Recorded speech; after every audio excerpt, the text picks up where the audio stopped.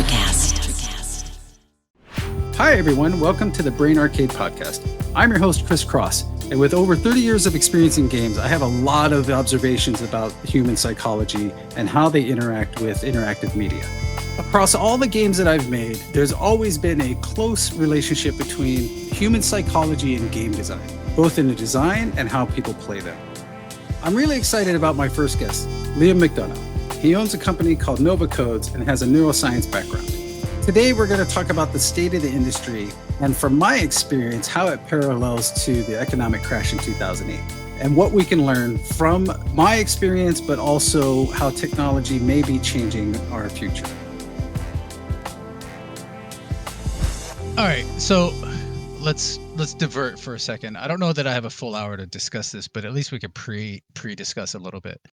Mhm. So the hot take, what did I say?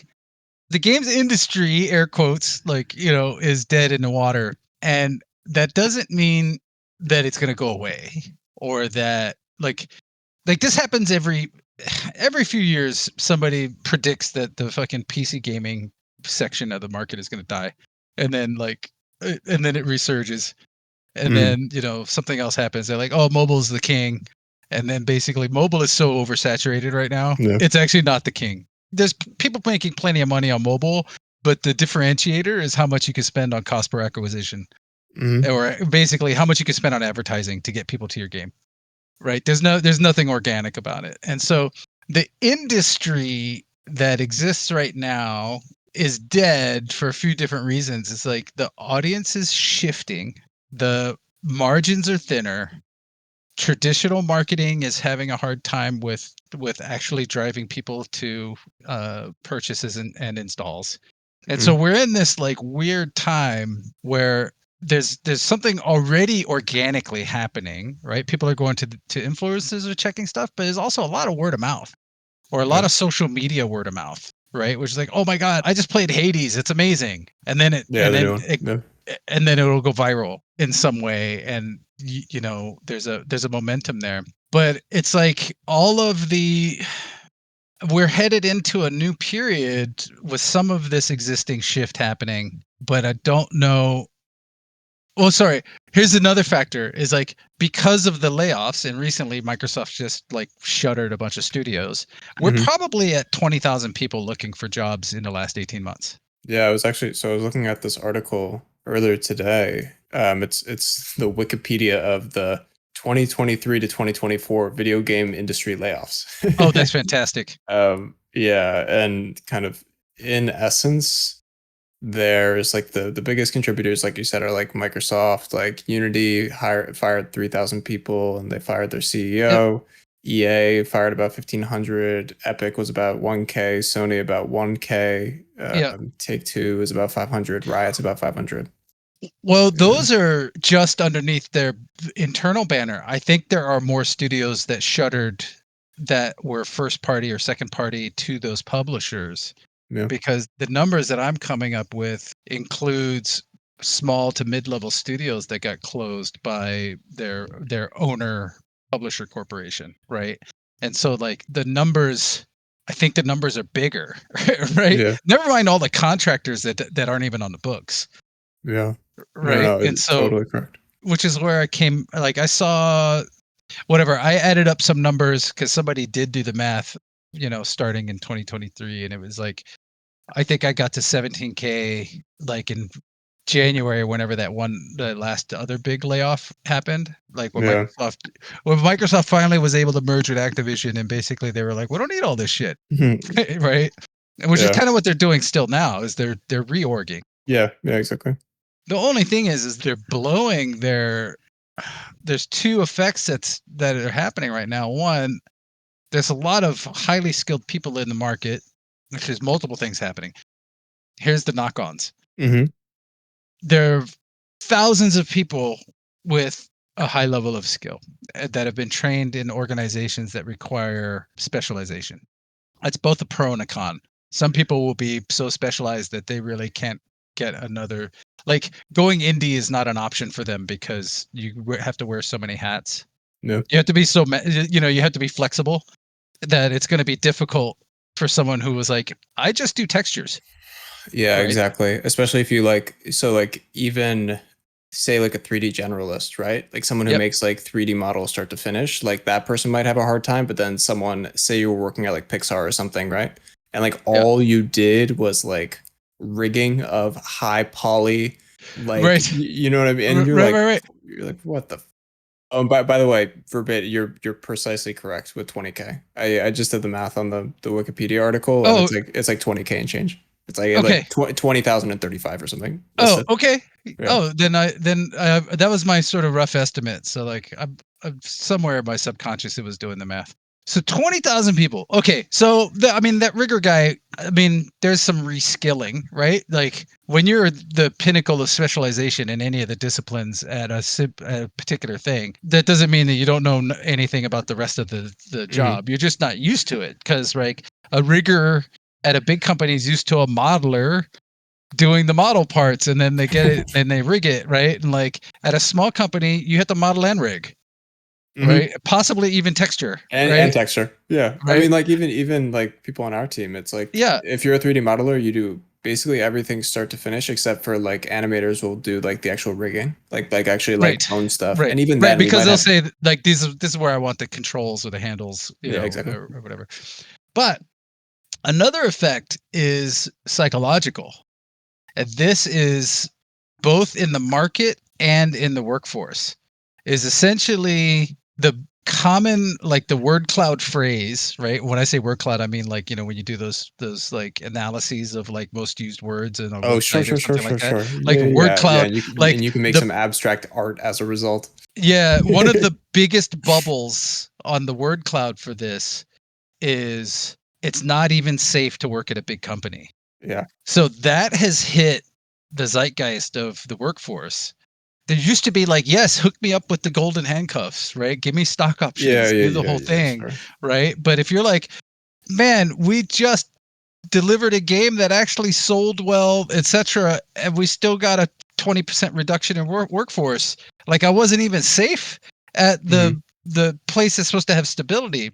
So if it is perceived that there is no stability at the larger places, then essentially people are going to be pushed back into I have to create my own stability, right? hmm And so that's where I was saying my prediction is there's going to be thousands of new startups coming out of this workforce because they can't haven't found another job yet. The budgets haven't opened up because they're not going to open up again until 2025 at the bigger At places. the bigger places. Yeah. Yeah, some projects are still hiring at some larger places, but anyway, regardless, that feeling of loss of safety hmm forces more drastic action.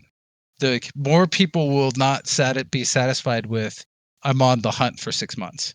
They'll be like, well, what am I going to do with my time? We're going to start a company, Yeah. right? Yeah. Or we'll try to find a way to like make lemonade out of these lemons. So there's two psychological impacts. The market is paying attention. Like consumers actually know all about these layoffs and are railing on, like, you know what I mean? Like there's a hmm crossover in communal sentiment here where even consumers are like, I don't know that that means they're not going to buy the game, but they're aware of an instability in the sourcing of their entertainment, Yeah. right? I mean, I think a good example of this is so in like middle of 2023, Unity had proposed like a big like business model change where Yep. basically per download you'd have to pay to be using their model. And I feel like that just like hit home, whether you were actually into like development yourself or like I'm sure if you were just watching like gaming YouTube or something, it would have hit your timeline of like a development channel which you may not be totally familiar with covering something like this Yeah. because it was I mean you look even if you don't know what games are on Unity or what Unity really is, if you know gaming, you know that Unity is a big player in this and the Yeah. dude who ran it had to be fired in order after Well, this happened. right. And the reason you do that is for the press, right? Like Yeah. Oh yeah, just to save you face. needed it just to say there needed to be a bloodletting, right? And Yeah. so, yeah, I remember talking to somebody and they had stock. They own shares in Unity stock or whatever, and I was like, oh. Unity is so maimed by the backlash. I was like, they are going to be in trouble for years. And he was like, really? I was like, oh, dude, you have no idea. Like, people have wholesale moved to Godot, or they've said, I was waiting for a good excuse to upgrade to Unreal. And for reference as well, like Godot is like before this, it was like this niche, like open source video game Artsy. engine. Yeah. And nobody, I mean, it was cool, it was interesting, but like it wasn't really on my radar. But as soon as all this Unity stuff came out, it's like I'm making my whole Unity project in Godot. Right. And all these like wrappers or pardon me, ways to use what you've done in Unity in Godot were being created. And yeah, it's crazy. Lots of donations came in because Godot is a community run project where they take donations, and it's that's why the engine is free. But lots more purchases came in. Like it's just ridiculous. Anyway, but like even that hit the consumer sentiment. I don't think you could run into somebody who doesn't make games but is a gamer that doesn't have an opinion on it, or at least has heard of the Unity debacle. Totally. And part of that debacle was messaging, and but some of it was like, man, the decision making criteria to come with that pricing model and then feel comfortable in bringing that to be discussed in public is what's wrong with actually the larger publishers as well. And so that's a hot take. Yeah. Okay. So tell me more. Okay. Most of the 20,000 people that got laid off in the last 18 months are coming from publicly traded companies. Oh, true. Yeah. Right. So like, and for reference here, basically there was a ton of COVID came out, gaming got huge, right? People raised a lot of money with all the money that came from COVID, and that got pushed a ton into gaming. Then we sit at the point where COVID stops happening. And now there's a ton of money in these companies, and they get dried up, right? So you have a bunch of layoffs. But for reference, right, some of the big players here, like Unity, like Microsoft, like EA, so like the guys who make FIFA, for example, or the sports games, Take-Two, the guys who make guys and gals who make like Grand Theft Auto, if I recall correctly. You may know this. I don't remember. They may be publishing, but Rockstar does all their own. Oh, whatever. Yeah.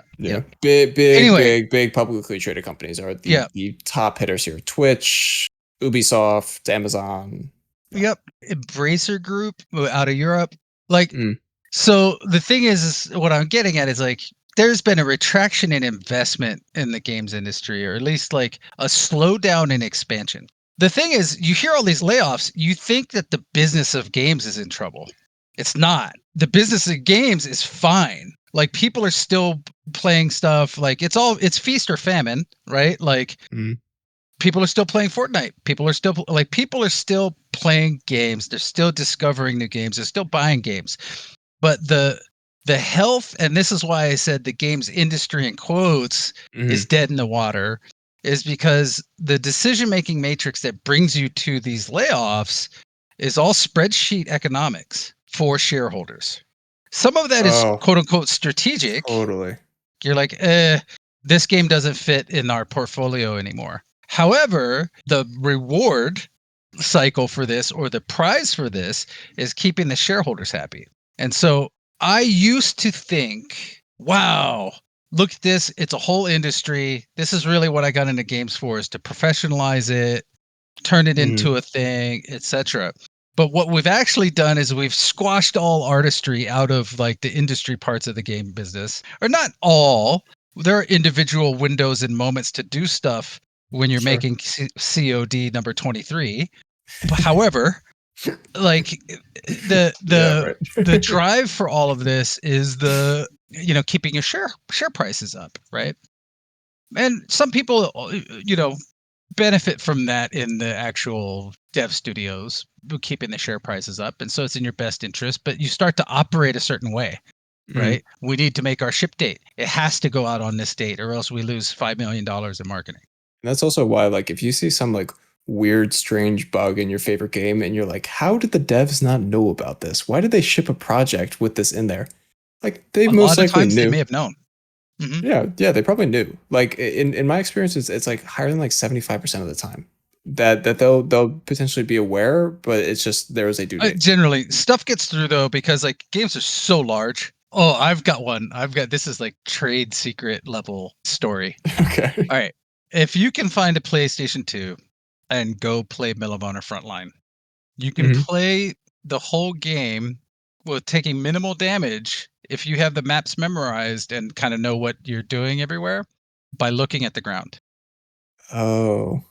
So Is it because they like despawn associated with like RAM or something not like not yeah. not despawn. It's even more specific than that. Okay. The animation system only updates when you're looking at someone. Oh So my so god. the enemies will show up, they will shoot at you, they'll be aware of you, but they can't move. It's like a horror movie. Like they're all mannequins. So they might start shooting, but the animation system won't update. So they'll either be shooting the ground or shooting wildly off to the side or doing whatever. So if you look at somebody and look down at the Oh. ground, you can walk by them. So there's a whole thing. We shipped that.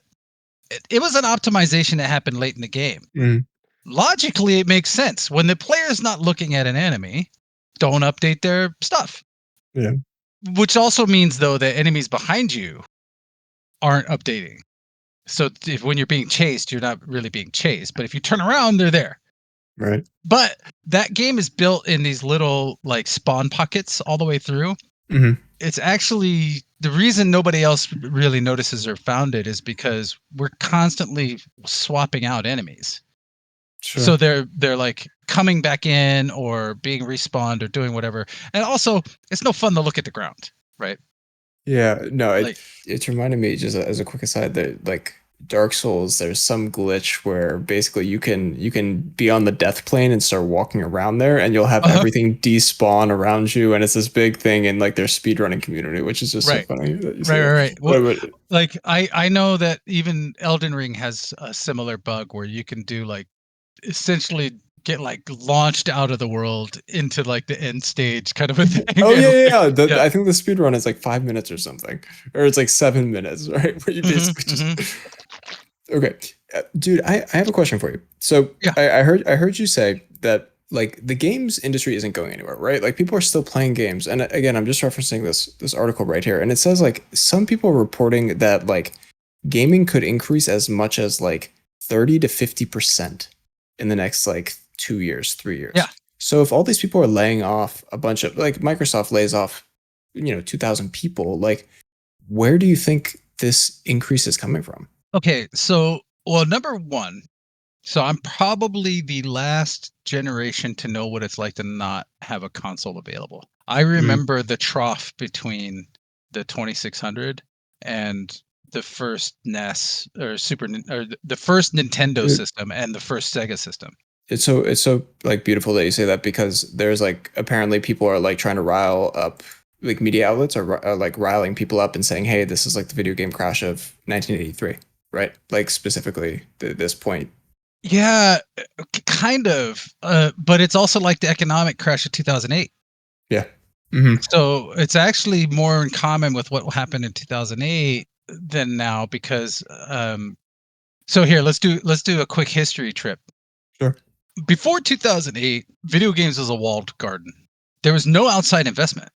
Money only flowed inside the gaming industry. Huh. I mean, there was some outside investment, but most investors were like, it's a hit driven market and it's volatile. I just like it's risky.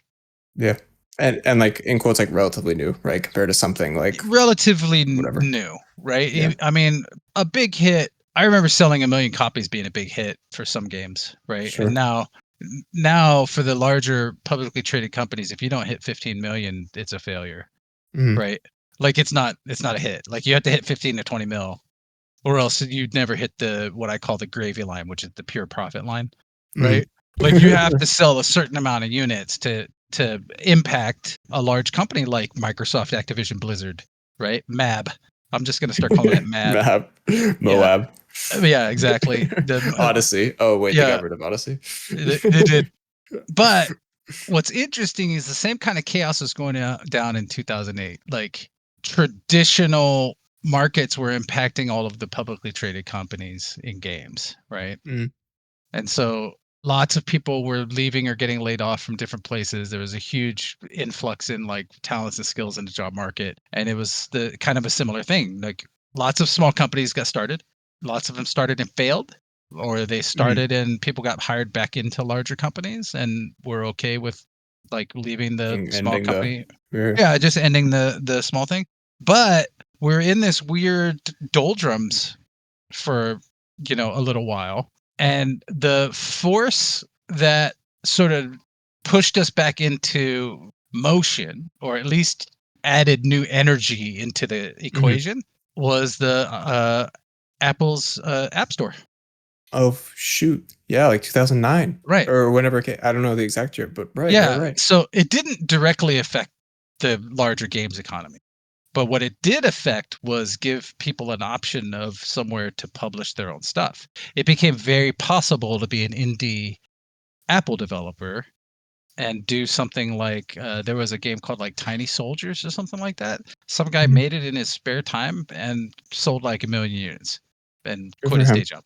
Right? Very cool. Totally good for him. It was just one of those things and then like really simple arcadey style stuff was happening. There was some innovation happening in those early years. And it's the typical thing. Like 90% of all new companies are going to be in trouble in games, right? They just have like a new attempt at going for mobile. But then the mobile market started to grow, right?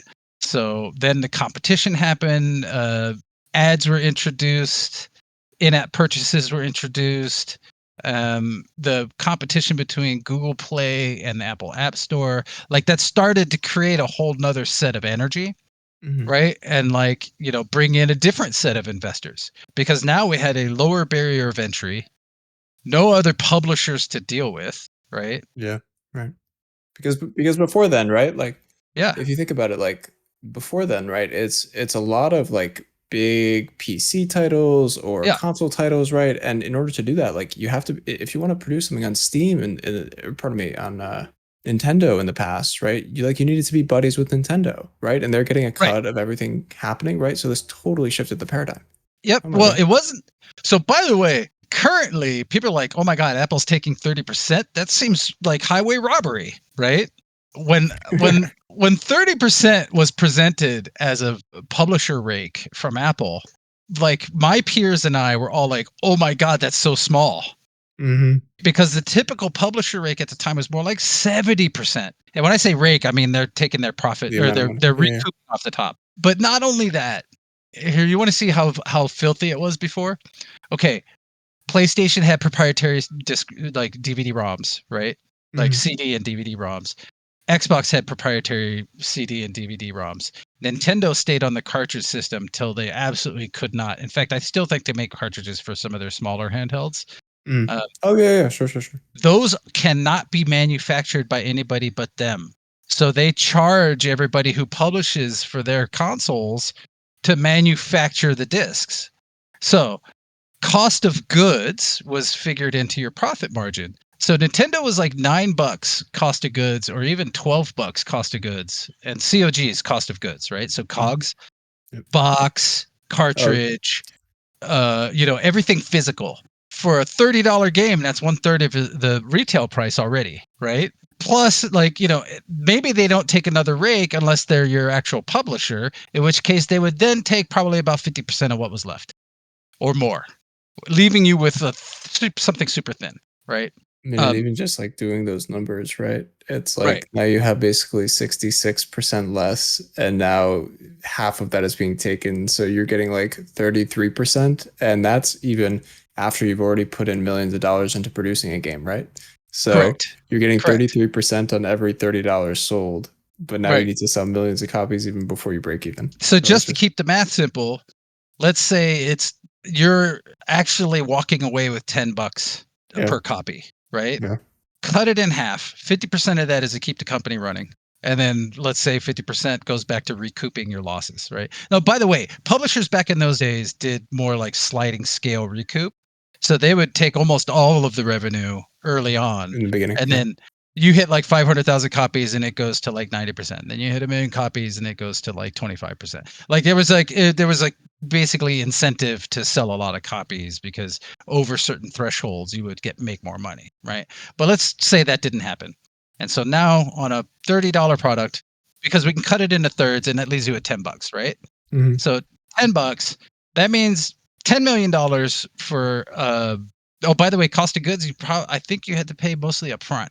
Like you had to pay to manufacture. So you're recouping that. Anyway, Hard. $10 times 10 million.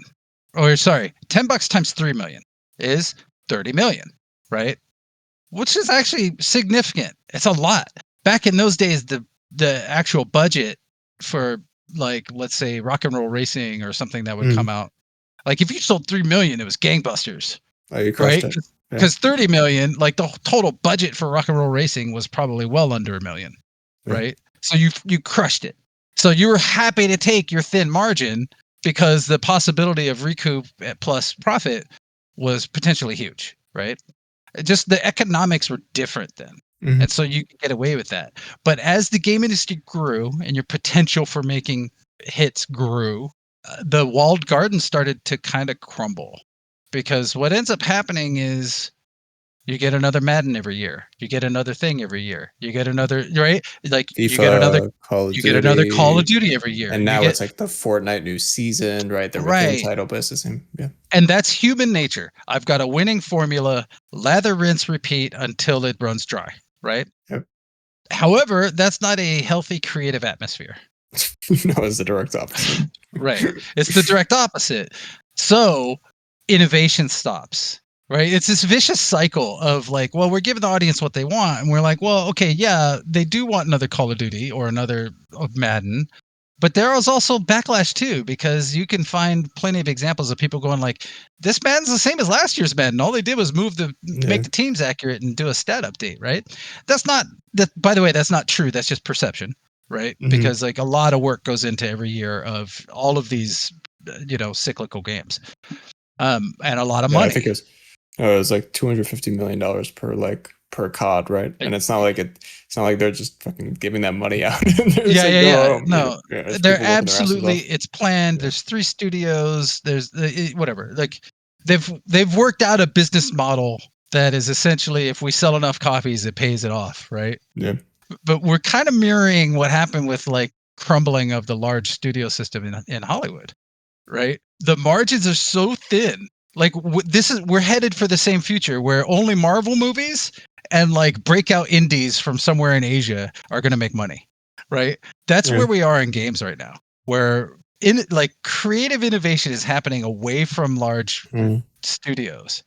So do you think, like, as a result of something like this, what'll end up happening is like, yes, it will grow 50%. Like these types of things really can come true, but it's like really concentrated within smaller, like the amount of titles that are successful grows smaller, but they become more successful because they reach more people? Or do you think something else? I'm trying to figure out the right analogy for this. Sure. More people. So I mentioned generationally what was different for me, right? Was I experienced the video game crash of the 80s. But one observation that I've had over the years is like video game markets don't actually die. Hardware sometimes dies, like specific hardware, right? It gets surpassed by Moore's law, etc. Sega CD, whatever, right? Or Dreamcast, or Game Boy Color gets passed up by Game Boy, like whatever. Like it whatever just it is. Yeah, like advanced. like Sega Game Gear gets passed up by something else. Like that's normal. However, the actual console handheld market, etc., they don't ever die. They kind of plateau, right? Oh, interesting. And so the market gets bigger, but it's not about replacing something. It's about adding another layer. And so this is why, as a part of me, like really interested in investigating the Web3 stuff. Okay, hot take. And this is culturally, and I want you to please respond to this. Sure. About 2016 or so, right? I was working on a data aggregation engine where we were trying to estimate engagement based on post interactions on Facebook. Sure. Right. So likes, comments, and reposts. Right. And I started looking at publicly available pages like Pepsi and AMC Movies and stuff like that. You could start to see some cross-referencing, etc. And it occurred to me, I said, we're about to change cycles. We just went from mega aggregation in social media to these giant monoliths where, like, if you weren't on Facebook, you didn't exist. Right. And I was like, where we're headed now is a backlash where people are going to start making micro communities and become dark data to these large corporations, because they're going to get on things like a Discord server or like a text chat, a group text chat, Yeah, sure. or right, like basically we're like, the world is too big to intake and to stay completely involved with at all times. So what I was seeing was like, I think there's going to be a natural human reaction to contract again back to, like, sort of slightly larger molecular units of, family and friends. Yeah. But it's the same thing with like what's going on in games now. It's like, it's actually entirely possible economically to sell 10,000 copies a month and sustain like a small business. Yeah. Right. Oh, Or definitely. even 10,000 subscriptions or something small. And so like the games industry is going to grow, but it's not going to go to the normal funnels. Like the normal funnels have holes in them now. Mhm. Right? Like they're not catching the whole audience like it used to. People are going around them. So the big publishers are going to have problems because there's going to be all of this indie shit showing up. There's already a problem of discoverability. There's a problem of saturation. You know what I mean? So Yeah. like, the new future is not build it and they will come. The new future is going to be build the community and they will buy. Right? Mm, Do you see what I'm saying? yeah, So I do like, see what you're it's saying. going to be community first Mm, over marketing. And here's the problem, and this is why I say the current industry is dead. okay. The big publicly traded companies are not built that way. They have to retool their pipelines and their Yeah, totally. production thinking Totally. to actually Yeah. approach that way. That doesn't mean they won't do it. They will. In fact, they'll be able to pay their way through it. But I it's think going to so too. take it's going to take time. But it's gonna take time. It's going to Yeah. take time. And when you have, thousands of employees worldwide, changing your production pipe on a game, publishing is going to take a significant amount of time, right? Yeah. Yeah. And so they will be able to pay their way through the new paradigm, right? But the new paradigm is essentially going to be build a community because they will buy your stuff. As long as you stay true to the pillars of what that community was that you built, and you have some community loyalty, that community will then support you, right? Whereas before it was nameless. Yeah, ship 10,000 units. Who's going to buy it? Don't care. Whatever, put up billboards, Yeah. right? I think And so there's an interesting relationship shift that's happening right now. I think you're right. And I'll tell you what comes up for me. So like I feel like this has almost shifted more and more, and you can almost see this coming into light in little ways. Like for example, like before, even like let's go back like to like when we would be getting like Nintendo Powers every month, right? It's like the way I tell my friends about my Nintendo Power is by bringing it into school, right? Or we're having a play date and we get to look at the Nintendo Power together. Right. Because there just wasn't the same type of social media. And I think with social media, it shifted more to, oh, okay, I can actually connect to larger groups of people on an ongoing basis who are not like my immediate group, right? Right. I mean, paid ads, so like trying to spend money to get someone to buy your game has like literally doubled in the last year. And I think it's like it's not going away. So right, it's like the new. I wouldn't be surprised. So I think you're right, and I wouldn't be surprised if it actually expands into many other industries as well, where they just everyone has to retool. And I think the good news is for game developers, you're still making good games, right? Like your job is to make a good game, and it's the way like ultimately it's a pipeline to stay in business where you need someone to know about your game, to like it, and then buy it. So just the first section of that changes, but making good games is making good games. Yeah. Right. So if you're in the industry, these people need to retool a little bit. And then Microsoft now hires Community 150 manager. community managers. And then, you know what I mean? So I think like the future bodes well, but I think it's a really exciting time for people who just want to it redefines the priorities. I think that's the biggest thing. It redefines the priorities because now I need to build a group of people who like my thing even before I push it out, right? Compared to, I have $1 billion. I am targeting this segment of the population. I push money in. I can make money. You know what I mean? Like, Yeah, absolutely. And in fact, you can get investment that way by showing that you have community traction. And so, the problem is older school developers like me don't think that way. It just, we weren't exposed to it. Marketing and PR was marketing and PR. That was a whole different thing, not my responsibility. Right. Of Totally. course, we thought about the audience, but we never really met them. Right. And I would say, like, most of us who are like, cresting the spectrum or on the spectrum don't want to meet them. Right. Right. So we're sort of in a spot where we're like, we need to solve this problem in a different way. Now, there's an authenticity that people crave right now that I think is part of the equation as well. And so I think this is where my brain is on, what does publishing somebody else's product even mean anymore? Right? Or like, what's the support that you're giving? Because it used to be distribution, cost of goods, and marketing. But now Right. if we flip the equation and they have their own community, like everything's upended. Like it's Yeah. all flipped. So hence, it's part of the reason I wanted to start this podcast, right? Is I want to start building communities out there. And so, this is one of them. I'm going to start building stuff for myself, but the it's encouraging in a way. It's just new, different work, right? It's new, different work. It's new, different work. It doesn't change the fundamentals of making games. Same with AI. Right. Right. That's a hot take too, but Yes. new, Well, different work. Work doesn't but go this away. is why it's also why. Actually, let's talk about AI and its effect on the industry. Sure. AI for the big companies may threaten people's jobs because, as I stated earlier, there's lots of specialists that do very specific things Yeah. on large teams. Like when your Assassin's Creed credits list is 1,500 people, there are people on that list that are threatened by AI.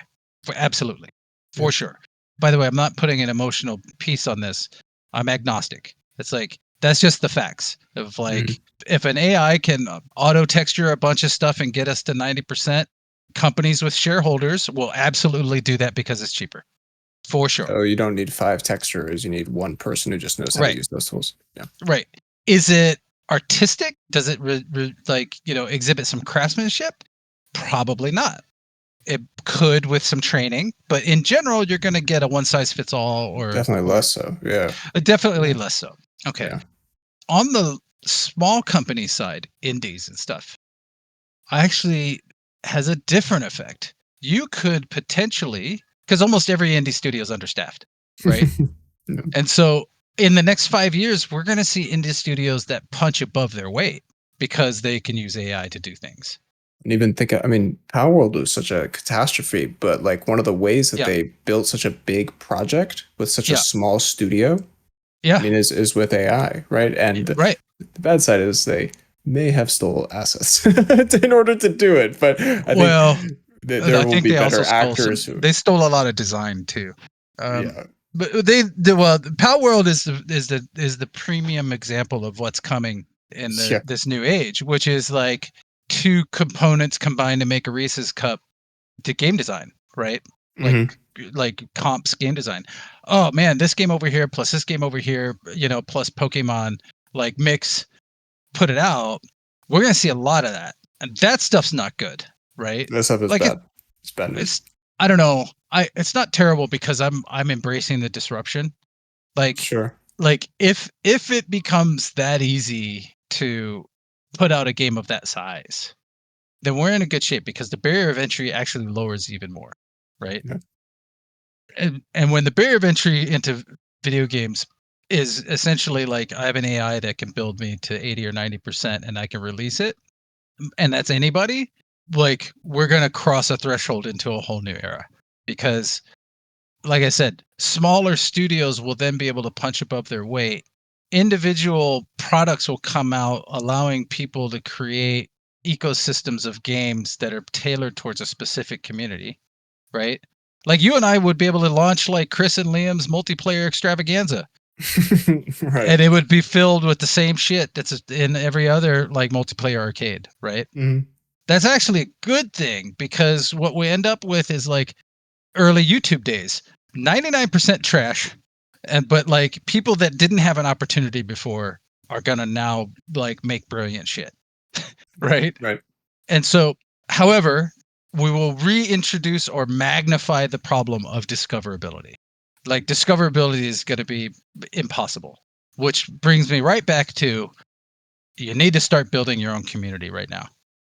Like you have to build a support structure of an audience around yourself in some way. And to do that, you have to be a storyteller. You have to at least be present on social media, etc. So anyway, the industry in quotes is dead in the water, not dead, right? But basically I'm saying is like they don't have any propulsion, right? Their sales are slack. Something is coming. I think the thing that's coming is AI and Web3 to some extent, right? Both of those things are going to be disruptors. The decentralization continue happening, and like the opportunities coming out the other side, I don't like there's some investment opportunities right now, but this is why, in our other conversations, I'm like, we need to start building stuff now because we need to paddle before the wave gets here so that we can have the right speed to catch it, right? And so we need to be paddling on something. I'm not exactly sure what. I'm in the middle of the thing, but like pretty soon, just paddling any direction is going to be better than just sitting still. And that's the pod. And that's the pod. Brain Arcade is a Princess Hermit production, produced by Kyrene Kim, music and mixing by Jonathan Ontiveros. The podcast is hosted by me, Chris Cross. You can find me and my other endeavors at coffeeorcross.com.